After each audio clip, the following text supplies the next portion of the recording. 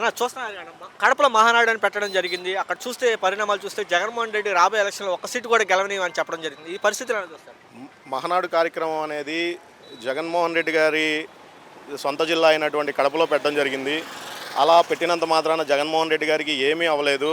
వీళ్ళేదో ప్రగల్భాలు పలుక్కుంటూ ఏదో మహానాడు ఇక్కడ పెట్టాము మేము తోపు తురుము అనుకుంటున్నారు. దానివల్ల వాళ్ళకి ఎటువంటి ఉపయోగం లేదు. నారా చంద్రబాబు నాయుడు గారు కడపలో మహానాడు కార్యక్రమం ఏర్పాటు చేశారు. కానీ కడప ప్రజలకు ఏం చేస్తారు, ఏం చేస్తున్నాము అనేది మాత్రం ఎక్కడ వివరించలేదు. దానివల్ల వాళ్ళకి ఏమీ లబ్ధి పొందుతున్నారనేది కూడా జనాలకు తెలియపరచలేదు. ఇంతకుముందు వైఎస్ఆర్ కాంగ్రెస్ పార్టీలో జగన్ గారు ఉన్నప్పుడు బస్టాండ్ నిర్మించారు, డిగ్రీ కాలేజీలు పెట్టారు, పాలిటెక్నిక్ కాలేజీలు పెట్టారు, ఇవన్నీ చేశారు. ఇప్పుడు ఈ మెడికల్ కాలేజ్ పెట్టారు. కానీ ఇప్పుడు ఈ కూటమి ప్రభుత్వం వచ్చి దాన్ని తొంగలో తొక్కే విధంగా ఈ కూటమి కార్యక్రమం మహానాడు కార్యక్రమం అక్కడ పెట్టడం జరిగింది. కానీ దానివల్ల కడప ప్రజలకు ఏం మేలు జరుగుతుంది అనేది వీళ్ళు చేయలేకపోతున్నారు, చెప్పలేకపోతున్నారు. కడపలో ఈసారి ఒకటే వస్తుందని చెప్పడం జరుగుతుంది, ఒకటి కూడా రానివ్వమంటున్నారు. అది వచ్చే ఎన్నికల్లో కూటమి ప్రభుత్వానికే ఎదురైద్ది.